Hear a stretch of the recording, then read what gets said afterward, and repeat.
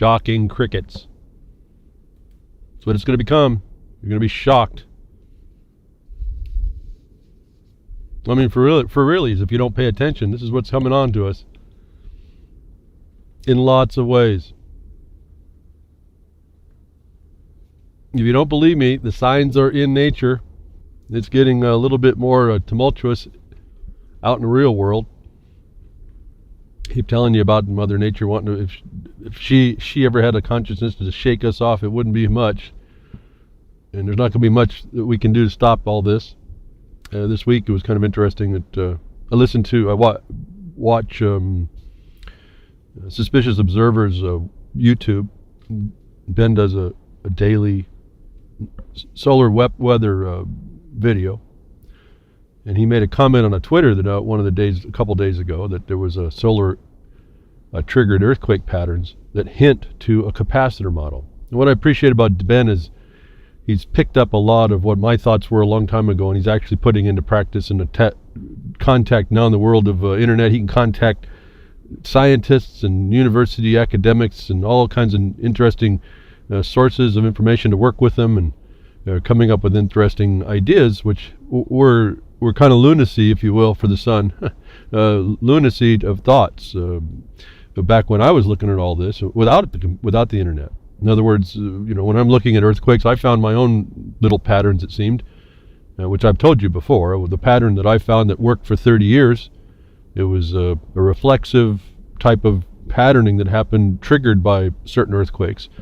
It ended at the Banda Aceh earthquake. There hasn't been another. That response in the world stopped, and so I think it actually been reduced. You have to look at the lesser earthquakes, and there's so many there that you can't worry about happenstance and change. But he brings up this idea of capacitor modeling in the atmosphere and the world. And those of you that understood or have researched Tesla, you'll see this is similar. So he's come on to that as well. Well, he made this comment about a capacitor model, and with regard to shocking experiences, it wasn't even, I don't think, in the next day. Bangladesh, 42 are killed. Lightning strikes. So there's a response and dynamic, if you pay attention, that could be answering a lot of natural consequences about us. That if we're not paying attention, as we start seeing, like this spring is becoming pretty cool, fairly cool spring. I think those of you in the middle United States are feeling this. This big sweeps are coming in as the climate changes. The dynamic of the climate is altering a bit, and there's lots of potential reasons, but it's not outside of what anything is not normal. This is just the fluctuations and variations. But I wanted to talk to you about this shocking experience. 42 people, including women and children, were killed in Bangladesh within the last 24 hours after being struck by lightning during thunder showers. This occurring right after Ben Davidson makes the comment that if you consider the world as in a capacitor model, that there's some reflection going on and expectations that you can have. Well, if that's a capacitor model, we just saw the discharge in a very low pressure system over India. And so I'm suggesting to you, those of you that are, as we go into these interesting times in actual weather, not the fraud, be cautious. Don't challenge, because I'm one of those guys. I kind of like nature. It just excites me to see storms coming in and this and that. I want to go out around it and see what it's about. But be careful on being aware. My suspicion is, and we were told back quite a few decades ago, weather will be coming in that's going to be reaching, let's say, it's really severe weather that could be reaching the tops of the Rockies. But lightning goes all the way to the ground wherever you is, and you don't want to be standing there when you figured out that the Earth has taken a charge from the sun. This is why understanding the sun, and as Ben Davidson reports it, the space weather may be very important to you. 42 people die within 24 hours, and it just so happens to be coincident with a charging example in the environment based on the sun. So if you don't think that the sun and the Earth dynamic is something, maybe you should start paying attention to that, because if we don't, we aren't going to understand that maybe that has more reality and more odds of happening to us than maybe any EMP that, whether the United States drops on the head of its own people to prove a point, or some other country deciding to preempt what the United States might be doing as it keeps going through the world, being the bully and brute, and adversely affecting people in different countries to do whatever it is it thinks it's going to do with these people, these psychopaths. I'm just not of the mentality to understand it. But one action that we have to, regardless of how hard it is to understand how we're going to stop it, that it has to be stopped. I don't know how anybody can look in the world and justify complacency in themselves. And I've just come to the simple occurrence in my mind, and looking through history again, it's really hard to avoid, or even, if you want to deny and evade, the proof that's historic, that if you have an occupying people, occupying influence, and occupying force on your land, you got to throw it off, or it will take you out. It'll change you, and you'll be lucky if it changes you a little bit, but moves in the same direction. But this bully and brute in the world called the United States of America, and until I get the red phone call that explains this to me a lot clearer, I see no justification for it. But this country, it's not even the U.S., it's the U.S. It's not the United States of America. That's really the landmass and the contiguous parts of all the states and the other the European Union that isn't in the USA, that it sits there for us to agree to or not. The United States manages that big old territory of the states, and the people are silent, crickets. But the United States and Washington, D.C. is the active part looking outward, as the Constitution shows you. It's supposed to look outward and look after the international affairs of this nation. And international also meant among the states that were abroad each other. So we see admiralty pretty clearly there. That this country, the United States government, the seat of power, the wielding of the sword, goes out and destroys nations for whatever reason, is something that should concern you. I've told you, if you look out in the world, for those of us that are in the United States of America, look out in the world and see what's happening to you through the carnival mirror reflection of what's happening at other people. And we see if you want to understand what we do, how we go about doing it, not how we do it, but the ramifications of what these elements are. We'll go down to Venezuela really quick, and scenes from Venezuela apocalypse. Countless wounded after 5,000 loot supermarket looking for food. Should start ringing bells here, as we've been calling this out over and over. Look to your examples of what's going to happen when the wheels start to come off, whether by natural dynamic or fabricated dynamic. In particular, with, like, let's say the CIA going into Venezuela and causing these things to happen. You look to see how people respond. It's not a pretty picture. I guess that's been my whole point. Laws are really only there because it's not a pretty picture. We don't seem to strive. Now, generally we are, but we don't seem, in another general sense, to strive for the better way. We tend to have a few among us that keep getting away, or wanting to get away with your stuff, and that people don't like that. I mean, there may be a charity and altruism, but at some point it stops when it starts to, the parasite feeds from the host until it dies. At that point, you got self-defense. But let's look to Venezuela to see what people start to do. These are not evil people. These are hungry people. These are wanting to eat, and that's all we're talking about in this world, where I was just talking last week about production, and we can outproduce anything if we put our mind to it. That there's hungry people in the world is really telltale of the shame of people, and of those that would create conditions that would deny people these basic elements that we need. And before I go too far, I almost forget, the show broadcast code will be BTW RLM 162. For those of you doing the past cast, looking for the blogcaster, it's 162. And so we'll get back to this. Look to see that Venezuela is telling you how people will respond. These are people that are probably good people. There's no notice to me that any of them are evil. 5,000 got together just to go find some food. That's what's going to be happening. And this is what the problem is, like all the preppers. If you keep up saying how well you're prepping, they're going to consider you the grocery store.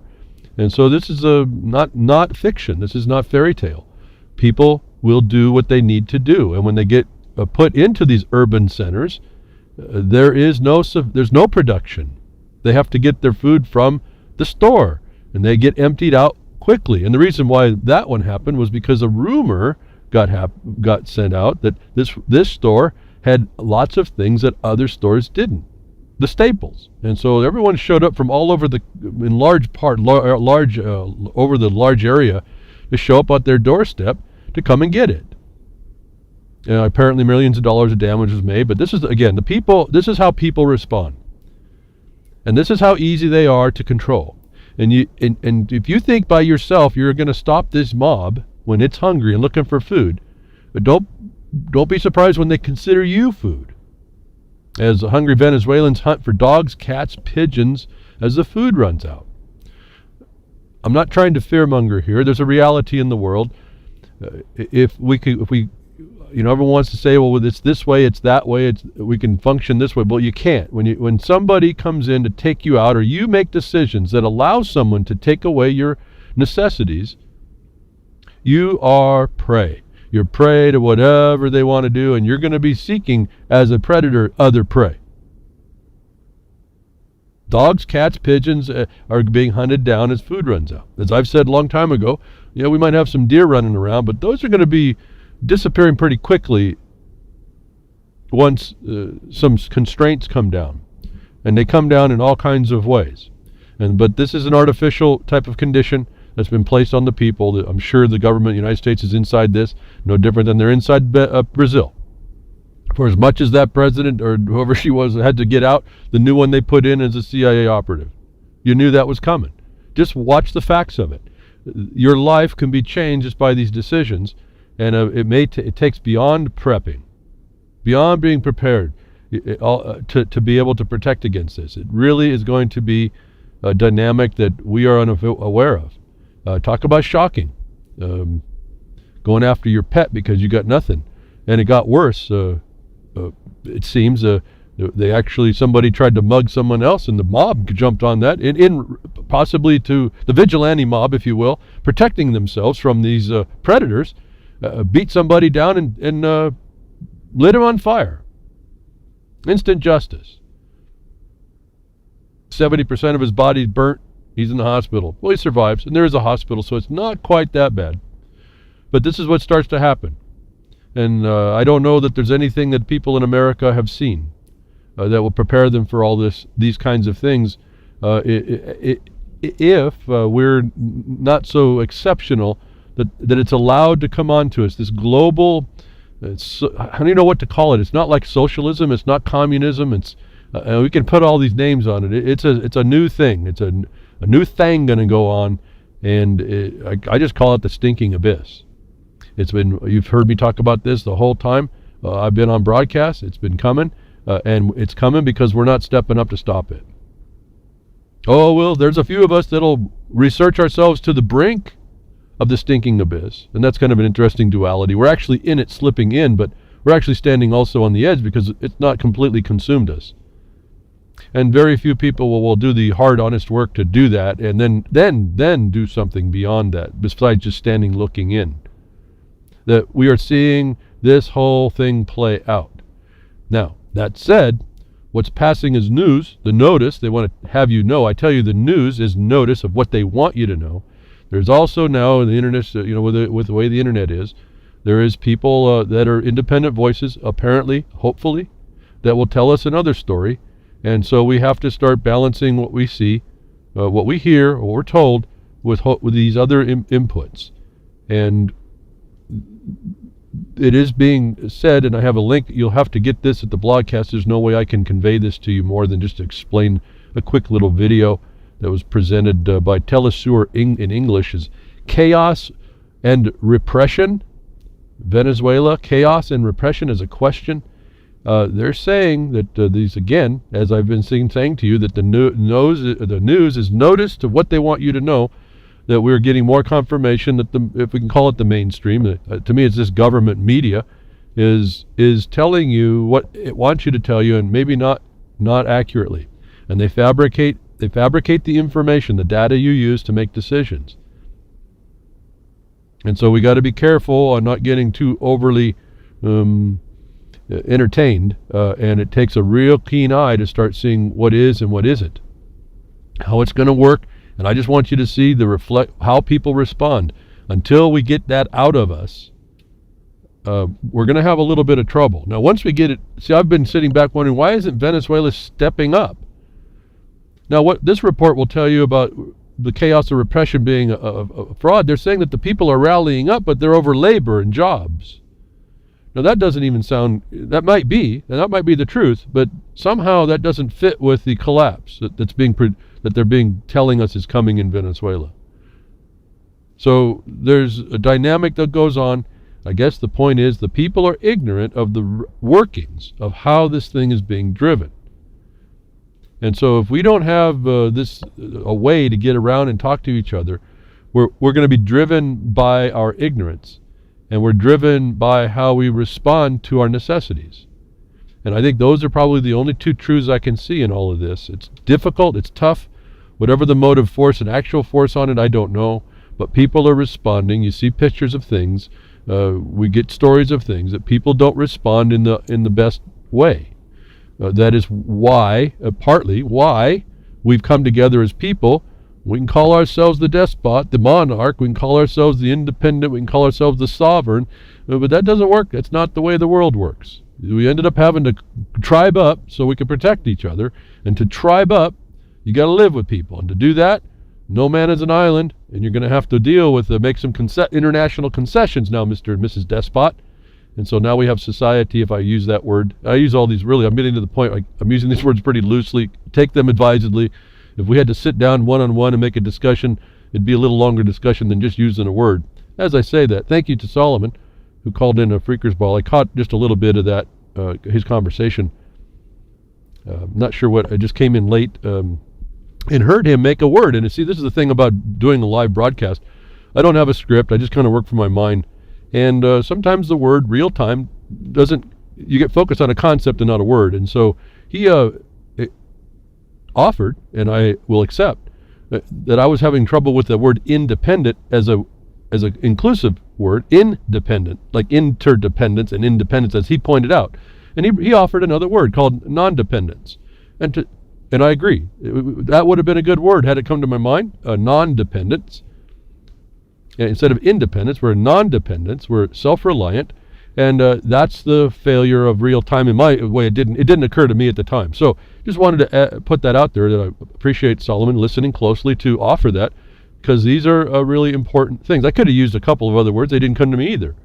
I was on a focus on a point. So this is how you got to listen carefully, make your adjustments as you can, because you're just trying to pull out the concepts of the ideas. And I'm not saying it to talk to you, but just to have you hear me talk. I want to understand and exercise these things, and then I want you to implement these things. Because if we don't, we're not, well, again, it's so simple. If we don't respond against an intrusion against us, it prevails. It's that simple. Whatever the analogy that you throw out there about what we're in and how we're doing it and whatever names you put on it, the bottom line basics are, however you want to say this is a war, we're in a game, we're even a game that we haven't showed up to yet, we're a society of people under whatever name. When there is a wrong against you and you don't rise up against it, you will succumb to that. And if there's a half wrong, if I can say it that way, a misinterpretation more than a wrong, no intention to do wrong, but a wrong happening nonetheless, and you don't, it expands. It's like what they call now, and you hear all these military terms, mission creep.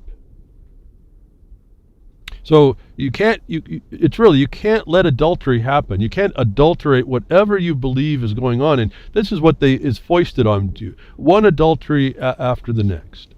One miscue after the next. And so it's becoming, it's not impossible. It's not really so hard. Once you see the cues, you can cut through a lot of the nonsense. And I'm only saying that, not to say, for you just to be able to do that, because I want us to get past the nonsense so we can start putting we have to have our sleeves rolled up, ready to do something and do something. And that is only of our determination to do. And so our information that we get, I've talked about this before, the data that we get, that we use, that we supposedly think we're critically thinking over,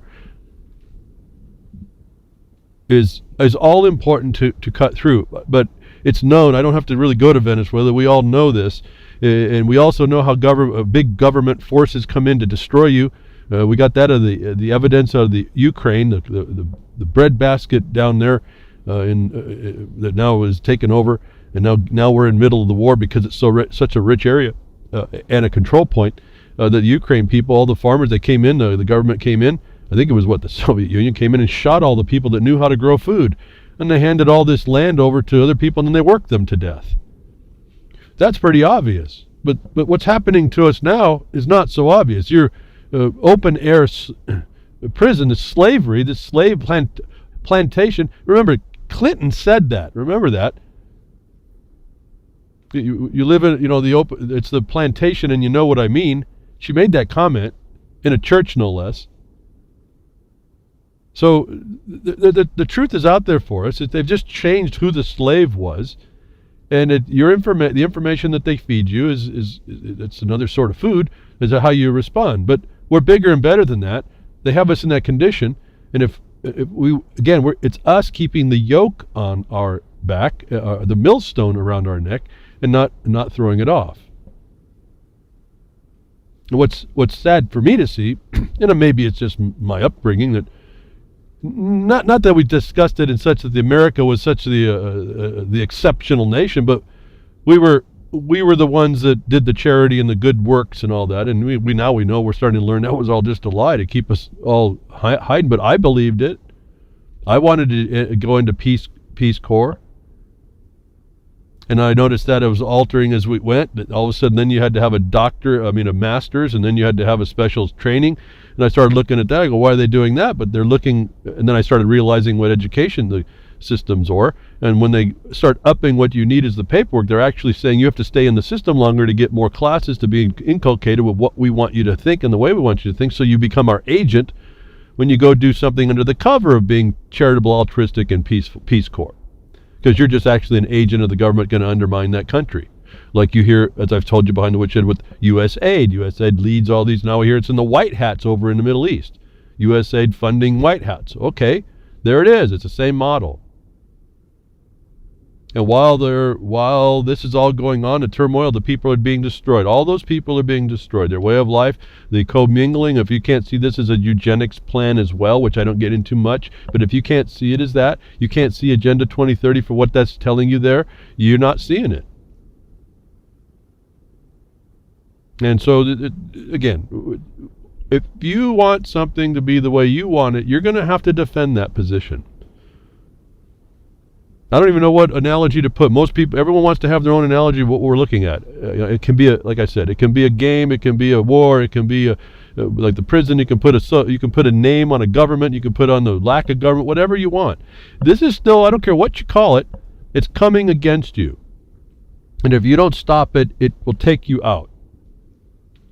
The smarter way is the more subtle way, and they've got that figured out as well. That's what the United States problem is, I think. EU is that way as well, but not so much. They're actually getting invaded, and they don't even perceive this as well. That Brexit is still a question is interesting to me, just in the mindset of people. This is just the inclusionary future. Don't forget behind the scenes of all this, who's also speaking up and what they're calling for. Remember, this is all, the Pope is a part of this. There's one big religious movement as well. Remember the universal religion and your social mortgage. Can you believe that? These people believe that when you were born into this world, you had a social mortgage that you owed other people. And so this is how this works out. You can believe that, or you can resist it and then prevail against it. Did want to touch something else. We talked about the United States will lie and talk about whatever it wants to do just to capture your mind of what there is and what there isn't, making it even more difficult. But a story came out here with the reflection of what they're doing over there, U.S. aid and all this stuff. And then we found out the United States is bombing hospitals. A hospital in Aleppo that they said Russia just did here just 2 weeks ago or something like that. I can't remember, maybe a couple weeks ago. That they said Russia blew up had been blown up 7 months ago. And so the Russian Defense Ministry is put on task to have to prove against an accusation. If this was like two people, corporations are people too. If this was someone saying that you bombed on a hospital, that's at least a defamation suit. But see, they get away with it at the top end. But so the Russia has to step up and say, here's the satellite images of this hospital, and it was destroyed 7 months ago. How can it be destroyed by us 2 weeks ago? But in the streets and in the media, you see Putin done it. And again, I'm not a Putin apologist or even embracer. This is global play, folks. There's nothing we're going to do These are all playing the game that they're playing for their purposes. I do happen to appreciate how he's playing the game, though. So, I talk about master chessmen. I think that's what we're looking at here. Whether or not it ends up being of any fact is a matter of whether or not they can defend themselves against the next bigger bully and brute in the world. This is not about law. This is not about being peaceful. This is not about our goal is all of humanity to go toward some utopian world where everyone's enjoying the beaches and whatever you like to be and smelling the pine forest or whatever. This is not that at all. The main players are coming to put on you oppression and controls that they claim that they're not going to do. This is simply the fact. And if you keep sitting back about it, I don't know what to say. I'm talking in generalities. I'm not giving you any specifics. Maybe that's one of the problems. I don't know. But at some point, if you don't engage, there's really nothing I can tell you. It's like all the miners that might come to me or property owners. They come to me and ask me questions, and I said, well, we got to reorient your foundation first. Let's start there, and then when we get the foundation reset, then I'll have you ask me the question. Once I set the foundation, what I think is more appropriate, and that's really not what I think in opinion, here's the laws, here's how it lays out, here's the evidence of that, here's how we should now perceive this. What is your question now? All of a sudden the question changes. It's what they thought before is not the question. The direction they needed to take was not the direction they were taking. Now, I don't make that decision. Once the foundation is laid, the framework is the problem is correctly framed, the perspective changes.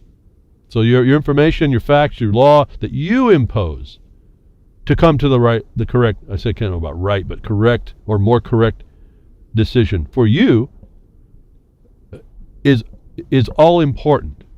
So we can go, like I said, that's why it's important to verify everything that you're doing. And yeah, it's a lot of work that way, but in some regard, it's a freeing condition because now you're able to throw out it's like I don't know if you've ever picked any kind of food or fruit. You got to choose between the good and the bad, right? I mean, you got to, if you've ever done it, you got to pick.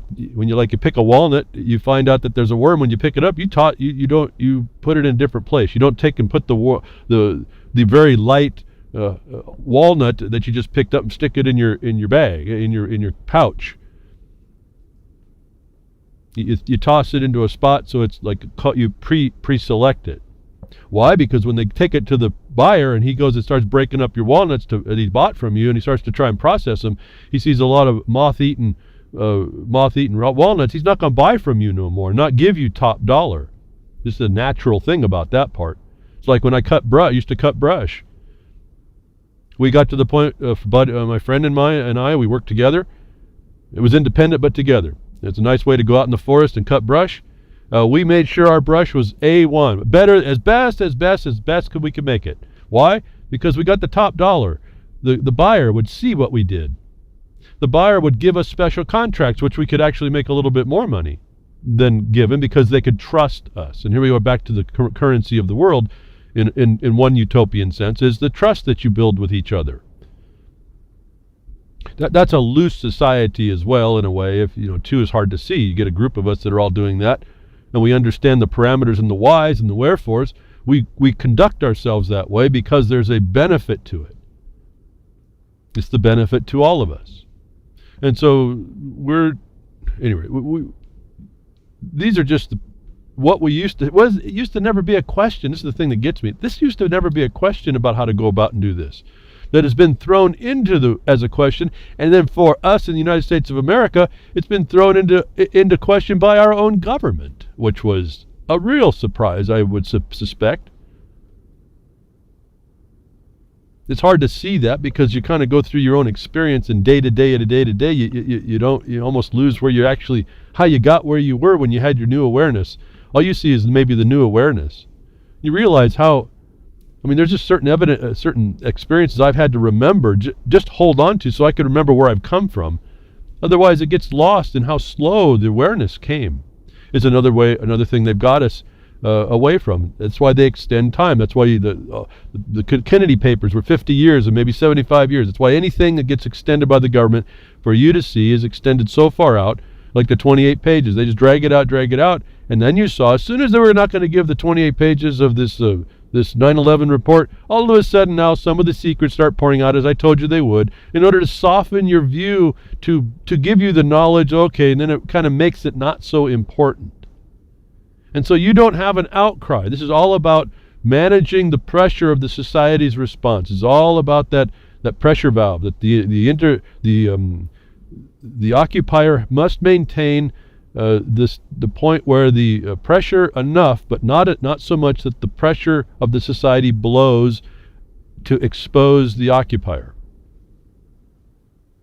And our job, our mission, if we wish to accept it in this war, is to try to lock that valve up, or put something in the way, put more heat to the system, do whatever we can so that they have no way to control these things. And what I've found, if you go to places they can't go, as I said last week, I've said this before, but more now here, when you go to places they can't go, they're defenseless. And again, as I say that, it's taken a couple years now, but I can just tell you, diligent work, consistent, persistent pressure, working to educate people quietly behind the scenes. Don't try to take any notoriety. Don't try to show yourself how good you are, how much you're doing. I mean, you realize I tell you some stuff behind the woodshed of what we do, but you don't hear the details. You don't know where, how, or why. We don't publish too much. You'll see information like Jefferson Mining District. I had one of our miners go back. He's been part of this thing for a long time. He didn't really truly appreciate how much information was at Jefferson Mining District that we offer for free, just information. But you'll not see too much what we're doing. And it's partly what we've agreed, that because of the dynamic in the world, you have to work quietly. You can't really be looking for notoriety. You can't be looking for the profit. No, we all could use some cash. The world costs money. That's what the world is. But that's so far down the totem pole that we sacrifice that part in order to try and get this other. And do you know that over time and over a couple of years, it's happening, folks? It's a slow change, but working in a lot of different areas, we're able to bring people back into, with our insight, and you can listen behind the woodshed, you have the insight as well. Whether or not you're applying it, I don't know, but with the insight that I bring, in part, applied daily, in different areas through different people, all doing the part that they can do, we're slowly making the changes that bring out what needs to be done. But it's all local. And as soon as that influence gets big enough, you're going to have a better buffering system so that it doesn't look quite so overwhelming and like defeatist in a way. You actually can see a response and a more correct direction, and you start to get back to the idea that yes, we can manage this a lot better by keeping diligent on our people that we put in representation, or diligent on making sure that the notices before people in certain places, if not everywhere, that what might have an influence, that they can also help to have an influence, whether they understand that or not. And then pretty soon this thing starts to change. But that's what it's taking. You just have to dedicate yourself to something, and that's why I just say, It's the evolutionary engagement. We got to see how we got here. We got to see how they're trying to change it. And it was really simple once I noticed that they're trying to change it unlawfully. Yes, there is a law. That's the one you stick to. That's the one that you insist on. The law is in us. And we insist that something goes on. Why? The law is the objective moral basis, not legal, has no basis. So it doesn't even have identity. Well, they'll give you an identity card, but that's to get you the mind of man locked into the mind of the lack of mind of the fiction, mindlessness. There's no gender. I don't know why people don't pick this out. There is no gender in legal. Why do we have a gender equality question? But this is the division. This is the confusion that goes on. And not many people have enough of this to say, wait a minute, this is a false, I don't know about your agenda. You have a false concepting because you're bringing gender into a legalism that is gender blind. Now, what I'm doing here is explain to you how you get away from that tar baby condition where they start talking like this gender is an issue and feminism is an issue, and really it's a movement to destroy you. You can't discuss it. You can't get into the argument. You got to defeat it before you get there. I don't know about gender. You're making no sense to me. Because when I go to legal, it says there's no respecting of gender. It's neutral. What gender equality? Before legal, there is no distinction and difference.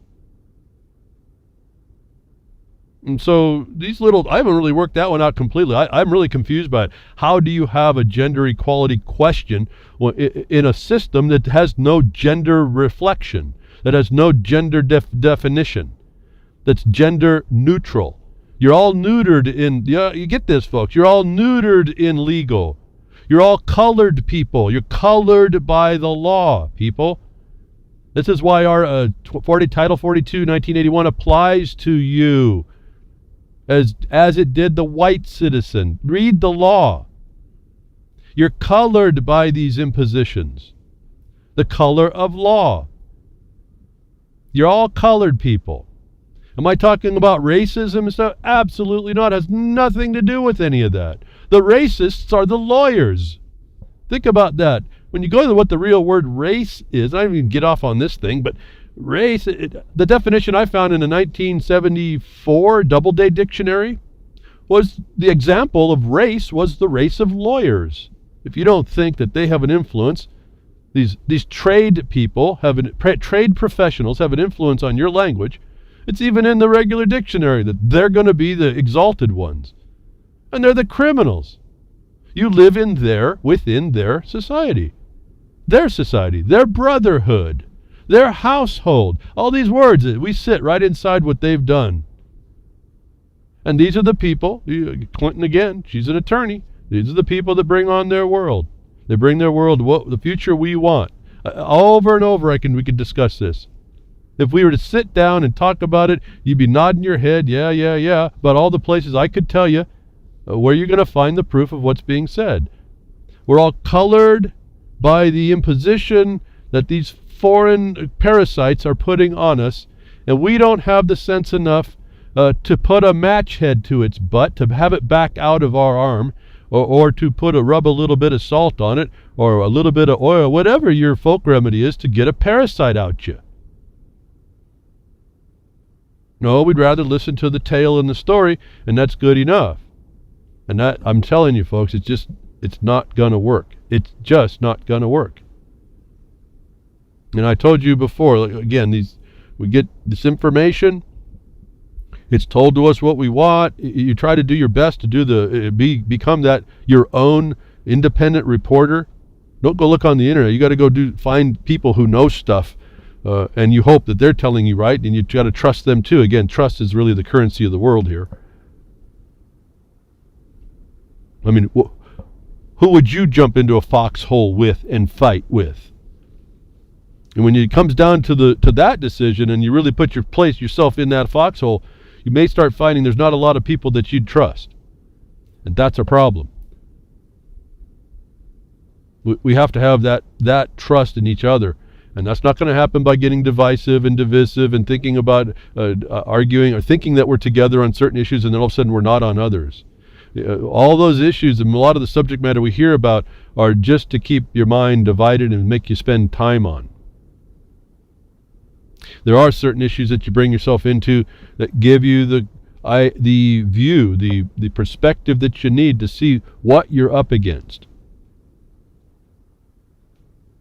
And that's what I strive to try and do. And then, so when we know our enemy, if you will, if you know that enemy, and you know the way it ought to be, if you bring some moral perspective to everything and insist on it, you can quickly see how you, not in all cases, but in most cases, you at least see how you're being violated.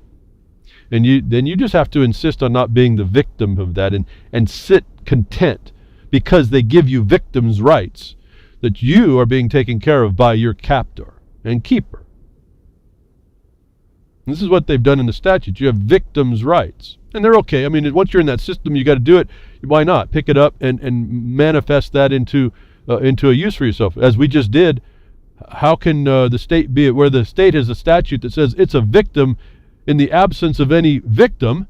Think about this one, folks. The state, the people, are made a victim where there is no victim, and that gives the state the right to step in where there is no victim to put people that are victimless crimes into the system. What I just did for a friend of mine, I said, well, how can the state be the victim when it's the perpetrator of crimes that we've been proving by this body of evidence? So that statute's a fraud. The state can't claim it's a victim in the absence of victims when there is a victim, and it's just being ignored because it advances the scheme and artifice that the state is perpetrating on us, or this victim. So we use the victimhood as a power, not as an excuse. And so there's a way to approach a lot of this, it seems to me. Does that fix a problem? No, because you're up against a criminal. But what it does do is it sets the record and exposes the crime and the method that they've got everybody mesmerized by, charmed. The spell that everyone's under. The Magi's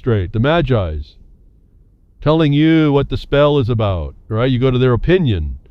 What did I tell you? You can't go there. You can't even ask their opinion. Once you ask a question, you've given them power to give you the answer. As I've said before, you destroy that in them. You don't even give them a chance to have the discussion. I'm going to jump way back when I kind of moved off of the discussion into this, but this is exactly now we're coming back to why you got to be able to do this. Remember, I said look at the reflection of what's going on in the Middle East. It's affecting us, the United States. It's a contorted carnival mirror, so you're not going to see it perfectly, but the effect's going to be the same. What they're doing and how they're doing, that they're willing to do it is really probably the more important thing. That they're willing to make these lies and deceptions and continue, and we can call them propaganda, whatever you are, make crime. They're just making crime on all of us.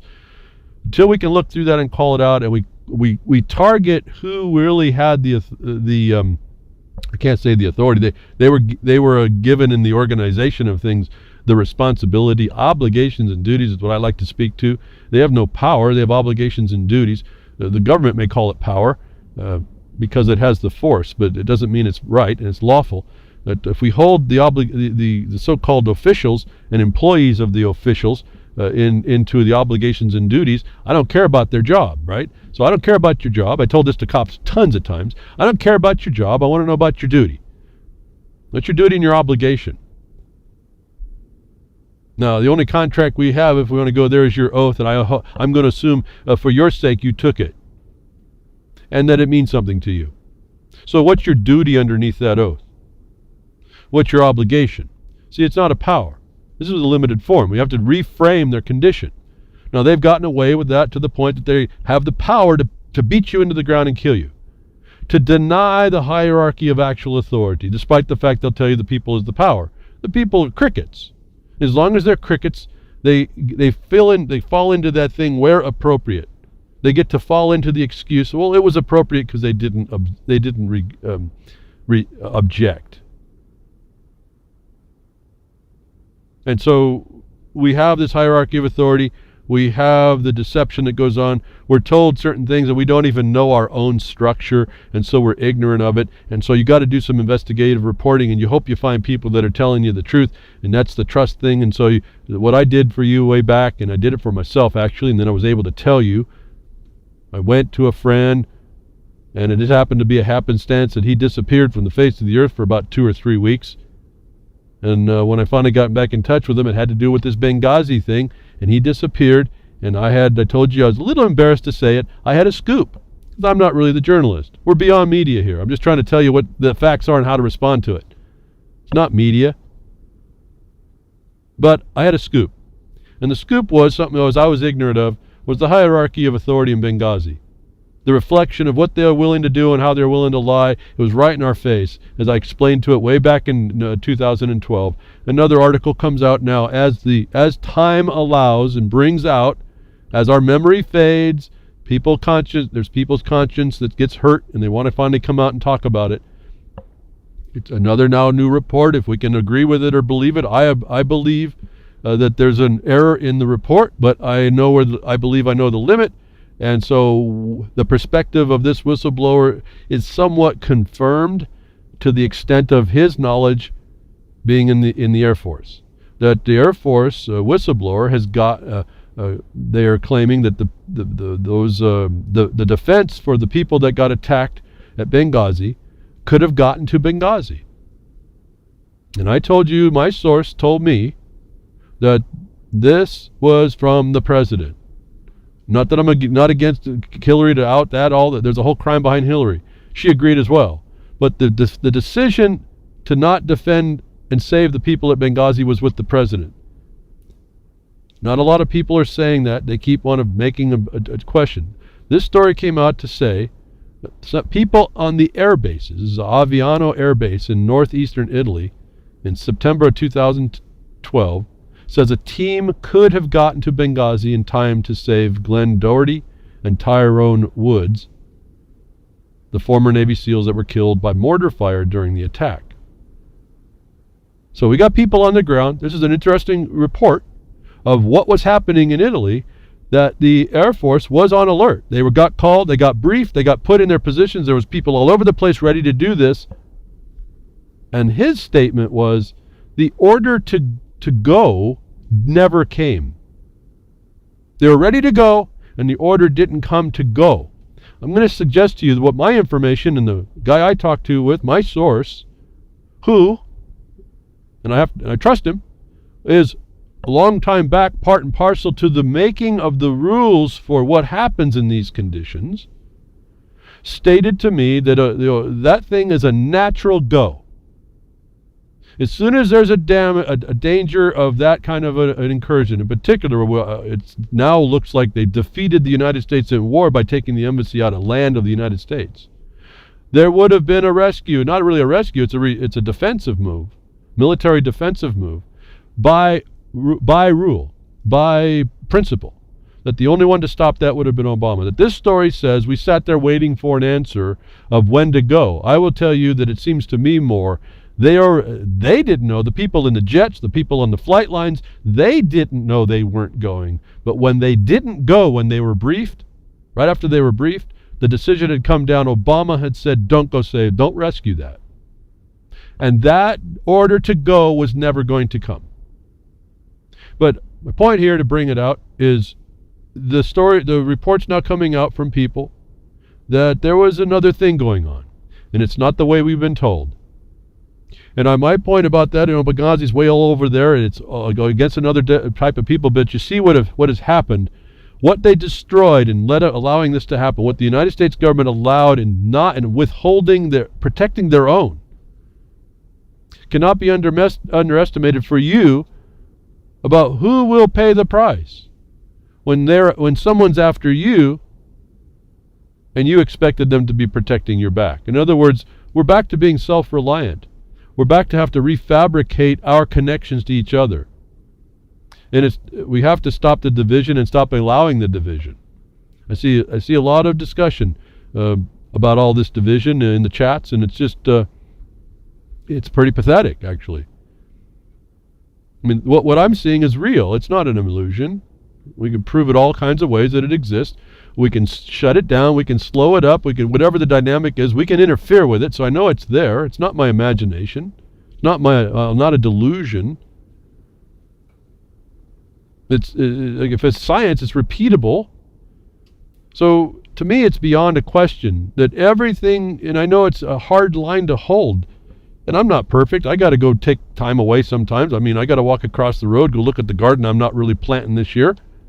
I've got other stuff. I've got some stuff going. I'm good, like I told you. I'm great at making seeds. The ground I have and the space I have is not so much at growing tons of food, but man, I can grow lots of seed, which I think is about as important, where we still have some sourcing. But I've got to take a break too sometimes. It's not a lot. I don't go to the movies. I don't go anywhere. So I'm kind of an odd bird that way. But you do have to take a break. But for the most part, there's got to be a decision that you make. There's something more important that I need to be doing, because these people don't stop. They don't go to sleep at night, it seems. These people are continually working against you. They'll lie to your face. They'll kill people. They'll allow people to be killed. And these are all people that are telling you and smiling and want to take your vote. You know, they want to run the country, want to be your leader. Remember I told you about that leader? It holds a hook with some bait, and they want you to bite so they can rip you out of the water and then club you in the head. That's what they want. They're your leader. So as long as we keep that focus and that paradigm, and we allow these people to go do what this is, I'm surprised there's not an outcry against this Benghazi thing, bigger than that it is. But here's the story of a guy that says that we could have went and saved at least half of that condition. I'm going to suggest to you that maybe he didn't know enough, and he didn't know that he wasn't going to get that. They sat all day on the tarmac waiting for that order. He wasn't going to get that order, folks. And where was that order coming from? It was coming from the president. Not Hillary, Killary, whoever you want to name her. Not any of the subordinates. And we heard the reports about how it was a lot of turmoil over this thing inside the military, and all of a sudden a lot of people got kicked out as well, and it continues till this day. There's a major problem. There's all kinds of these problems that are clearly in our face to notice, that the people, the psychopaths in the seats of decision are not limited on how they'll harm you or to the extent. There is no empathy or care in these people. Why we continue to embrace systems that are not usable to us is really kind of a fascination to me. In that part, it's kind of out of my hands, and I have to kind of give up that part. That's for something else to deal with, because that's beyond me. But it puts more, in my mind, emphasis on what I need to be doing, why I have to focus, why I have to spend the time I do on what I do, maybe even why I talk to myself to guilt myself into doing more. And almost hoping beyond hope against our own nature, that more people will understand what I'm saying and take it to heart and do with what they know. Not try to be something, but do something. We can all take a title. It doesn't mean anything. What are you doing?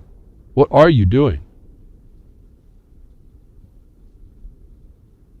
It's not, and what I look at is it might be, and I haven't even been able to take a look back and see how menial what I think we do might be. I think it's pretty large what we do, but I don't know that it's that large. It just seems like it's that large. Maybe it is small, but even that small bit is doing some changing. So something's going on, and it tends to be affecting bigger things. So I don't know how big this gets. I do know input to it to alter it has been causing an alteration, not an adulteration. And when this 2016 year Jubilee, 2017, you see the Pope absorbing back up the Protestants. You see the world order of 2030 being developed right before your eyes, includes all this mismanagement of management of people through migration and immigration, and the strife it has, and the genetics that goes on, eugenics that goes on, and the fiscal debt loading that it puts on everybody. Now the Paris Accord, which we talked about, is going to be on you. You think that's going to go away just because I talk about it and tell you and point it out and we know about it? No, this is the destruction of your whole world. Your whole way of understanding the world is being altered right before your eyes on non-law. It's soft. It's soft military is all I can see. Because if you don't follow it directly, you'll find out quickly the military side of this. They're not even hiding that part. When you try to expose it, they're not bashful about how they try to tell you as it comes out. Remember I talked to you about that MEP, I think it was Flanagan, I think it was. He put that video about the TIP agreement, what I called the TI plunder agreement. That was on the Blogcaster a few weeks ago. Maybe on this last week. TTIP is TTI plunder. Well, they jumped on that guy. The European Parliament orders MEP to take down a video about his attempt to visit the reading room for trade documents. Why, folks? Where was the outrage to support that? This guy is trying to represent the people that put him in office. Where is the outrage? Now, if there's a cover-up, we don't know if there is an outrage. Well, more power to the people that created the outrage. But why isn't it so much and didn't hit the Twitter sphere or the farce book or whatever the heck? Why didn't it come out from there? We have alternative means. But see, people don't respond to this stuff, and they really need to. But that video to expose the incestuous corporate governance structuring that's coming on your life, they want that guy to take down his video. Now, he didn't. So here we have, what should I say, the non-dependent resistance? Is that better? Ask Solomon. Is that better, Solomon? in the moment. This is what we start to see as a response to this over oppression and repression. And if we don't take the stand this MEP did, it's over. He found his place. He's got his spot. He's right there. He did what he could do. We'll see how this turns out. He's resisting even more. But if you're not there, but if you're not doing similar everywhere, wherever you hear anything you see that's not quite right, if you're not engaging at some little bit, you're allowing it. I mean, how can... I think I heard Ron say, we're not even in the game. Yeah, folks, we haven't even come to the game. As soon as we show up, we win. This is what I identified with the Gang Green. Under the National Environmental Policy Act, the United States of America, they would, for years now, decades, up until just recently, since at least Jefferson Mining District was established, Gang Green would show up to a agency meeting, in this agency world we live in, and they would be the only one that have a speak on the table. The only one that would put evidence on the table. All the producers and the property owners wouldn't even show up to the discussion. Given that it could be a discussion, I've identified now it's a felony, but that's notwithstanding all that. Let's give them a choice. Let's give them a voice. They want to call you have a voice. Not one producer would show up, and if they did, they gave concession to the environmental imposition. And do you know that the National Environmental Policy Act doesn't say that the environmentalists, the Gang Green, can do that? It says that once if a miner were to show up and bring 1 grain of sand and stick it on the balance that the NEPA requires, 1 grain of sand, it would outweigh all the spotted owls in existence for force and effect. And we weren't even coming to the table. We weren't even stepping into the stadium. We weren't even putting our shoes on or even putting on a uniform. We weren't even showing up. And do you know, as soon as we just intimated that we were going to show up, the brakes came on, folks. So yeah, I'm with Ron on Ron Steffens on Game On that. He says that we're not even entering the game. Absolutely, we're not entering the stadium. Well, I don't even know if we got in the parking lot yet. And as soon as we do, I'm just telling you, folks, we've been doing this for what? How many years now? It's 5 years now. Wow. Everywhere we show up now, the balance has to go in favor of NEPA saying in mankind's environment, not in favor of the spotted owl. And I like animals and all that. They're cool. I like them around me. Told you I talk to the lizards. Yes, I do. And they respond. It's kind of fun.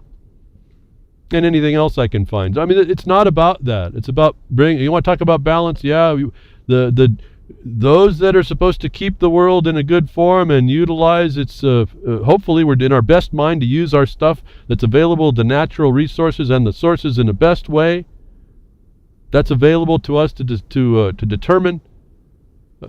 That was what the order was supposed to be. We have to provide for ourselves.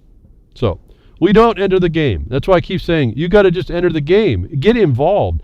I say evolutionarily engage. Don't kind of follow the old route.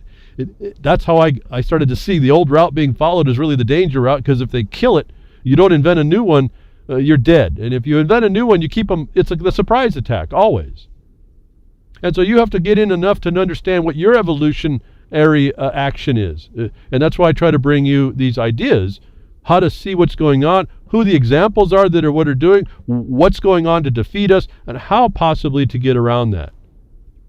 That's why I also tell you there's no solutions. We don't in a pitched battle, you don't know what might happen.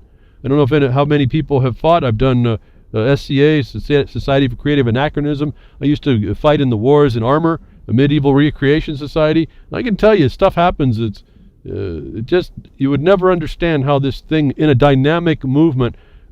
What comes to bear when you're trying to defend yourself that you didn't even think you could try and do. And it was in the involvement and the engagement that you were pressed to have to, that you developed this capacity. And it could become in a lot of different ways. So that was an interesting side lesson for me. You can do, like I keep telling you, just jump in. You'll be surprised at all you can do and what you can do and how little it takes to do.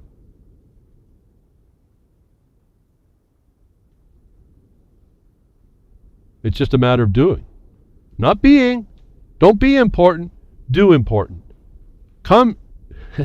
Go to the game. Be a participant in the play, not in the stadium. Not in the stands, I mean. Not as a spectator. This is not a spectator sport. That's the problem. Stop being in the peanut gallery.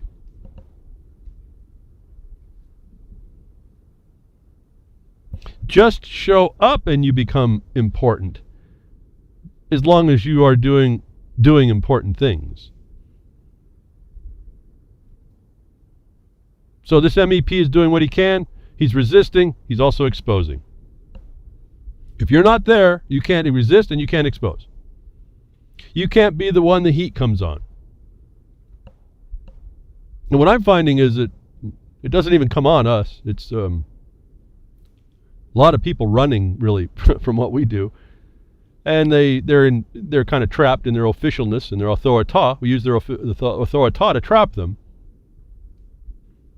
and we don't try to belittle anybody. But in the process of showing what they don't know and what they've been evading and the criminals that they are, they become belittled and they start seeing that. And we don't exploit any of that. That's not what we're there for. Really, we're just simply getting people to want to understand better so we can have them do better. The thing they said they were going to do, we want them to do. But there has been no guidance, and we had no intelligence in us about that as people. And behind the Woodshed, I try to bring those principles that I've seen that we really have lost. When we re-impart those, they seem to work. And again, I don't get lost in it's legal or lawful, all that. It's either right or it's wrong in how it works. When you come up with something, it's either going to help people and not hurt people or not. It either applies to people universally in a helping way if that's what you're there for, or it doesn't.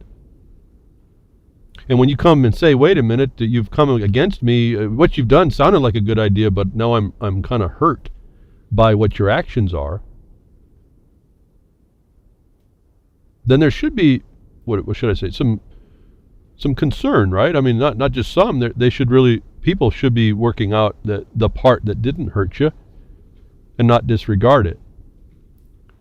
Like my main problem is like in the government, where did these people in government, where did they get, when someone elected you into office, where did you all of a sudden become all powerful and all knowing that somehow you believe you can determine my property, its extent, my remedies about that, its protection, my peace? When did you, by vote, get that capacity?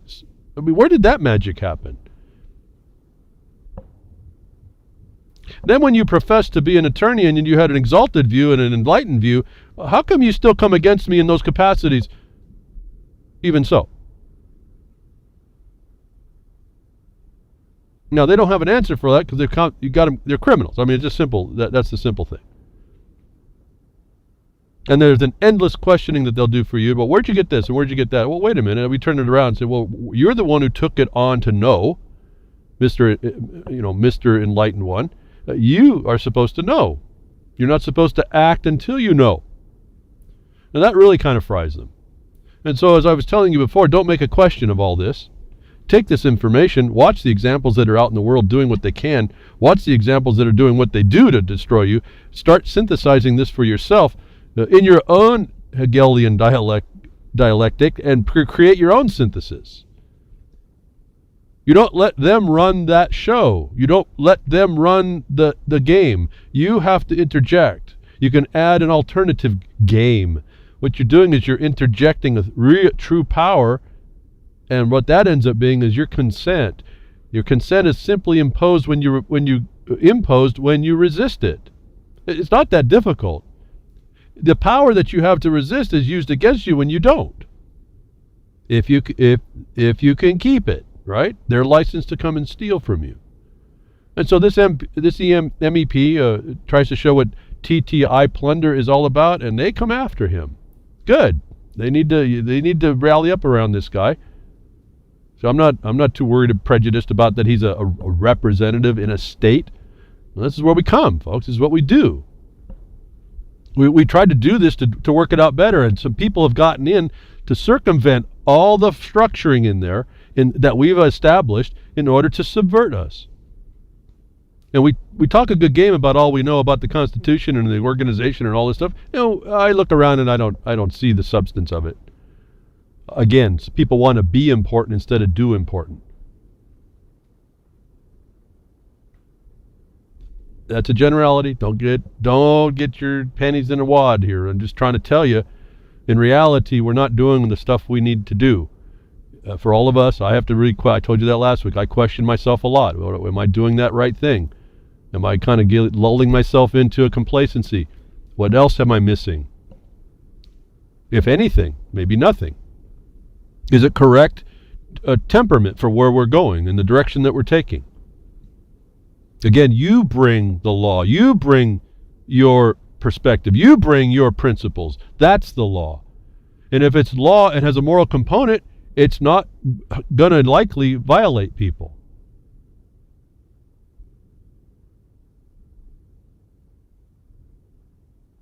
Rule of law takes hit in court's order to commit perjury. And this is fascinating. This is getting back over to reflexive law. This is another imposition. It's not constitutional. It's not established. It's not governmental. It's not due process. It's what they use to make up. It's these concepts they make to move this process along to the future they want, which you can see the evidence of all over. It has to do with your eternal debt, your mortgage to everybody else. Nobody gets left behind because you're all in the stinking abyss suffering together. Pretty simple. The rule of law takes hit as a court orders someone to commit perjury. Is a fascinating view. You need to kind of see how this is going. You need to put your mind in how this works and what you're up against with these bar members. In a case with major implications for free speech and due process, it's funny what people focus on too, folks.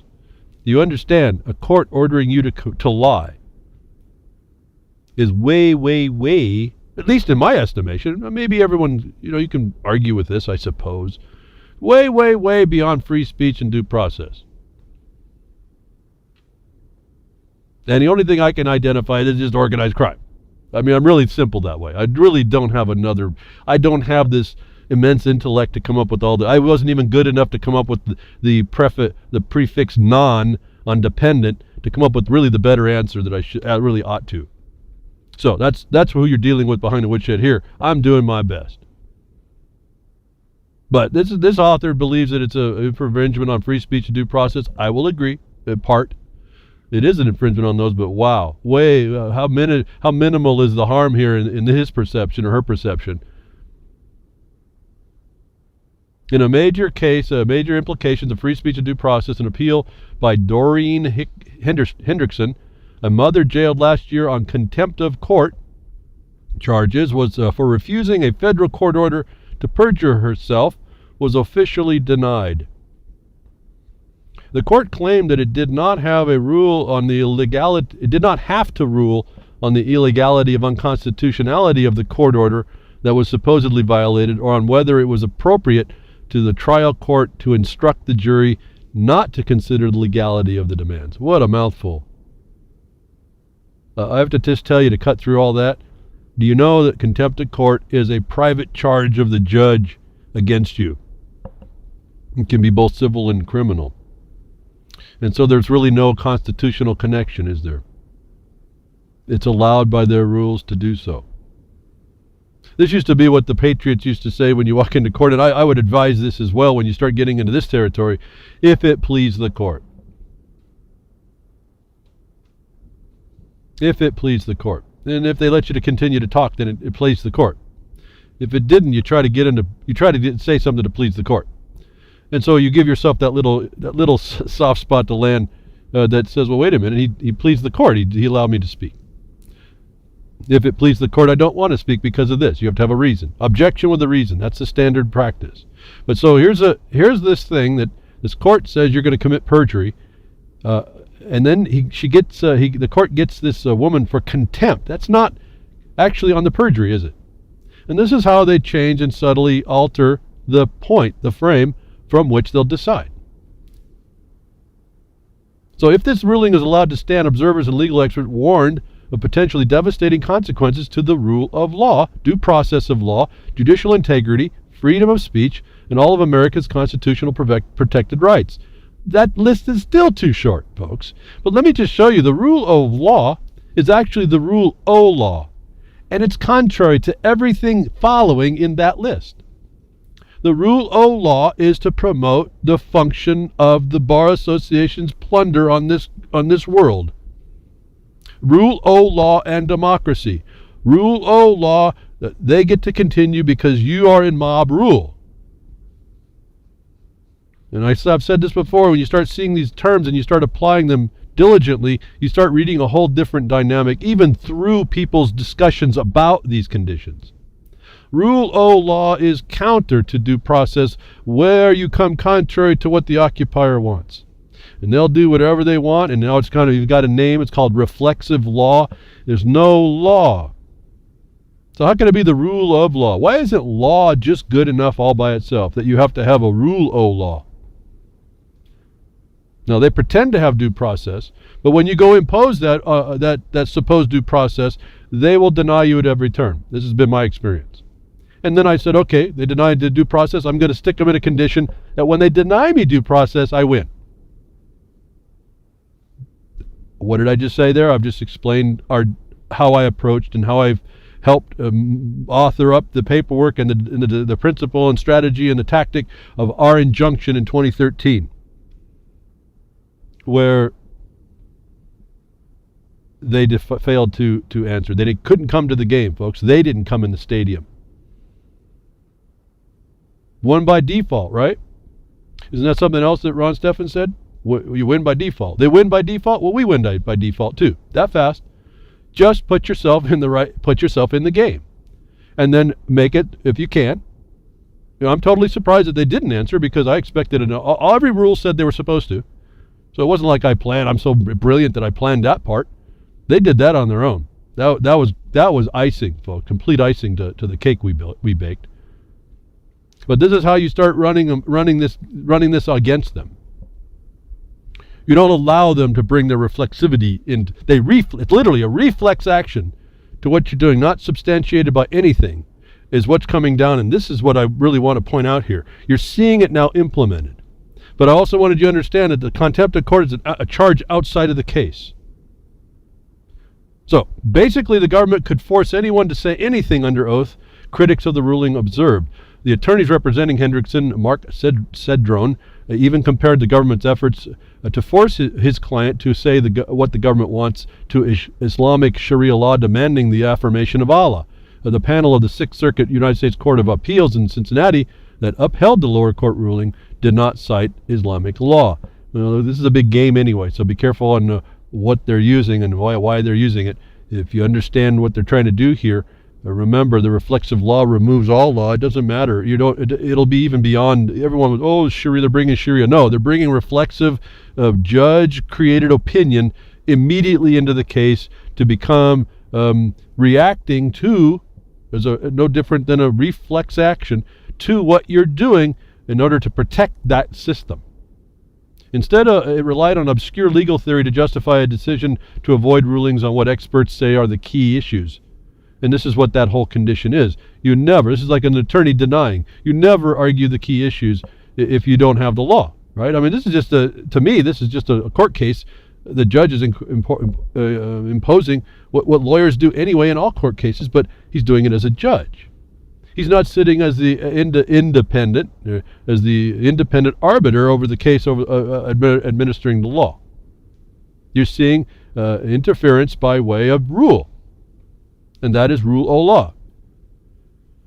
Not the law. It's the rule o law. It's this private trade profession imposition, developed by the courts themselves to justify judicial power. The rarely used doctrine is known as collateral bar. In essence, the doctrine purports to allow the court orders to stand and is aimed at ensuring that the court's effective authority is upheld.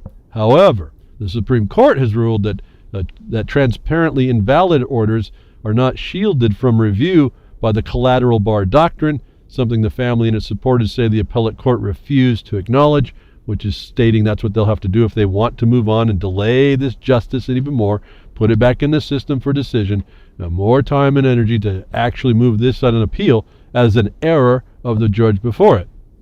Whether or not collateral bar is active can be argued against contempt, I'm not so sure yet. This is the other problem. There's an overbiting justice that has to be done, though, and that's where the people come in. When they start raising the pitchforks and torches and say, well, if you go in that direction, Supreme Court, maybe that's not going to be so good for y'all. And we're crickets to that as well. Nonetheless, the reliance on that doctrine, the collateral bar,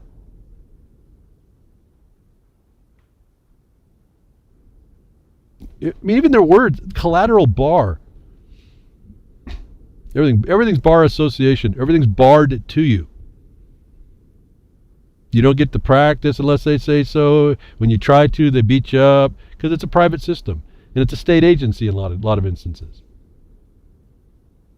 So they are controlling this. I haven't had time to even read about all this part of the case. There's something that they want to push through, and they're going to do it this way until someone pushes it to the wall, where appropriate, or if they can keep it, is ringing loudly right here. This woman now is forced to hope that they can put enough embarrassment on justice, actual justice, not rule of law, how it got there, but actual justice, that the Supreme Court, a Supreme Court, would take cognizance of this thing and throw this down for the apparent violation it appears to be. Nonetheless, the reliance on that doctrine, the collateral bar, is how the three-judge panel, in ruling to uphold Hendrickson's conviction for contempt, was able to sidestep the real issue in the case. But see, that's the point. They went to contempt. It's an independent collateral action to begin with by the judge for failure to comply with the judge's order.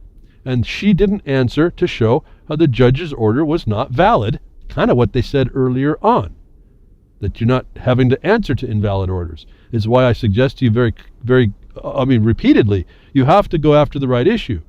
You have to object, like administrative sense. You have to object immediately that they even have an administrative authority. You got to cut their legs out before they even walk in the room. Or you show them that their legs are going to be cut off physically if they do. And that means you're going to have them arrested because they're criminals otherwise. And you set up the facts to prove that. It's not just my opinion here, I'm telling you. You have to set this up in paperwork. Anyway, so they're saying that it's a sidestep, but actually the issue was a collateral attack on her through the judge. So this is a collateral bar in that sense, but is it reviewed against a real issue? Well, what do they say? The real issue is a question. Her contempt is not a question, is it? So, this is kind of an interesting matter. I viewed it as something showing you the reflexive nature that the judiciary is going to, and it's something that you have to pay attention to. And for me, it gives me confirmation that you have to take this authority out before it even gets going. And obviously, with an attorney, that's not going to happen in this case, and so I'm not going to analyze all that. But they set up what they need to set up. They'll get you to make evidence in the way they need to have you make it up. They'll get you to try and do whatever they need to do for the agenda. You know, this is what the whole system is looking to do. They're not supposed to actually do it quite so obvious. They try to do it a lot more subtle. This is that soft imposition that they try to do. They make it look authorita. It is authorita, but you think it's actual power and authority. Partly because you went to them to ask them. And so this fabrication of evidence, this gathering of evidence, the creation of ways to get evidence is an ongoing, evolving. I talk about evolutionary engagement. They're evolving in how they acquire this stuff. We now hear it proven, if we didn't have another thought before, hidden microphones exposed as part of government surveillance in government surveillance program in the Bay Area. They are now gathering, before you even get to the courts, they got hidden microphones everywhere that we've been told about, but now there's proof of this, that nowhere it seems to be private, even in public, and I've had issue with that myself, and this article brings that up. But what it starts to say here is the hidden microphones that are part of a clandestine government surveillance program that has been operating around the Bay Area has been exposed. Now here's what I wanted to put into this. If they start getting this audio, it's not about even the fabrication. If they get an inkling, like some investigator believes a crime is going on, and he puts a certification in an affidavit, he says that he has probable cause to believe that crime is going on, and it looks like the government, it's something the government wants to get in on, they put that before a judge, and they explain to the judge how that's working. The judge is sitting in behind to be able to allow this and set up and do the legwork to figure out the logistics on how they're going to legitimize this in the case against you. And this is the problem with dealing, it's like the chain of title and dealing with not the title, but the rule of law use of the evidence that works against you. In a situation where the government is really all powerful. Why wouldn't it be? You're in its own system, aren't you? So the imagine standing at a bus stop, talking to your friend and having your conversations recorded without you knowing. It happens all the time, and the FBI doesn't even need a warrant to do it. Federal agents are planting microphones to secretly record conversations. Jeff Harper of KPIX5, security analyst and the former FBI agent, said they put microphones under rocks, they put microphones in trees, they plant microphones in equipment. I mean, there's microphones that are planted in places that people don't think about because that's the intent. Now, first of all, that could be, but remember, they're trying to put some fear on you that you're living in a place that has no privacy. Now, that might be true. You're living in a place with less and less and less privacy, so let's be cognizant of that. But let's also understand the underlying psyop here, the mental imposition that they're putting on you. That, in fact, they're now proving one little thing is going on. They're now expanding this part out, which may or may not be actually the case. The point being they want you to know you're under scrutiny. As we told Snowden was there to put the information, and we are responding by being less open. But there's a question here still at a bus stop. And I guess I want to get to that part. That in looking at this thing, people still have an expectation of privacy even in a public area. And this is going to be where I believe that they're going to try and destroy this last little vestige of a concept. When you talk to someone privately, in the open, you're not talking to anybody else. No one should have the right to create any kind of a way to interfere or to intercept that conversation that you were talking private to somebody else in public. This is one of the last remaining things about this. They've given a carte blanche license to be able to do this in the public, that you don't have an expectation of privacy in the public. But that's not true. And there hasn't been a whole lot of pushing in this area that, when you're standing on a street corner only talking to someone next to you, and you are not intending that be a public conversation, like being in a public meeting or being on the street or yelling your lungs out or in a riot, all that kind of stuff. If you're just talking with the intent to be private to somebody else, there shouldn't be any, maybe that's an opinion here, but there shouldn't be any advantage that the government can take to take your information, to grab your comments, because more importantly, they're utilizing this collection of data to do anymore.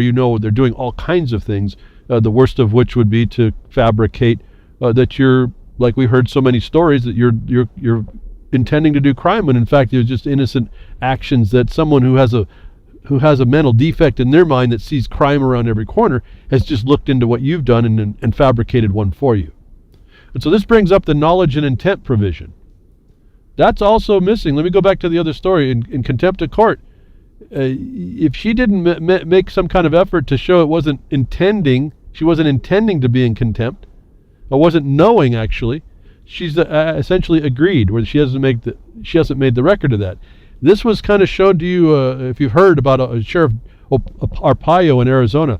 He got hit with a contempt of court, but he made a reservation. And so now that reservation sits there as a two-part reservation. Didn't intend or know.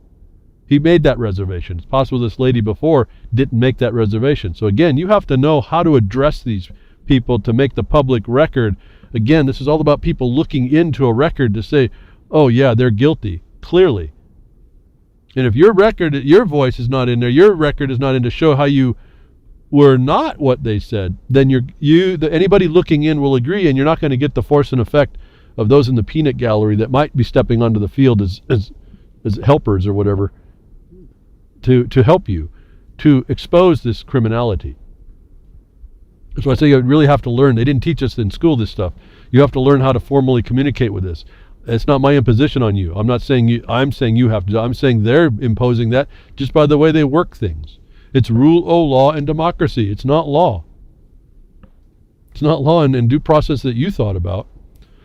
So between these two stories, you can see, we can interrelate them or show the distinctions of why it's so dangerous, these questions, and how we really cannot accept what we're told by these people, even the ACLU especially, on what you think is what your rights are. You have to assert what that is.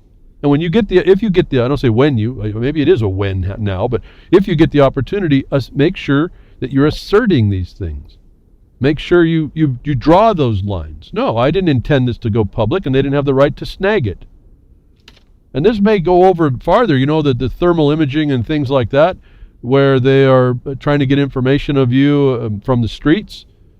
If you didn't intend, if we get this intent and knowing, maybe that will be enough to shut part of that down. But until someone starts to throw that out there, even way ahead of the game, even before a court case, but if you don't get that in the public specter where people are thinking about it, it gets silently destroyed. And that's the problem. Silence is killing us. And so we can't be silent anywhere. Everything is under attack. The occupier wants to attack everything that is going to interfere with it. And remember, it's acting in its own security always. And these crime scenes called courts are working to the security of the state. It's so-called. It's actually the private state, but nonetheless, they say it's for your own good on top of it. That has to be destroyed. And so where we step up, where we stand up, things can start changing back and can start getting the question going. We have another report now. We talked about Obama scare.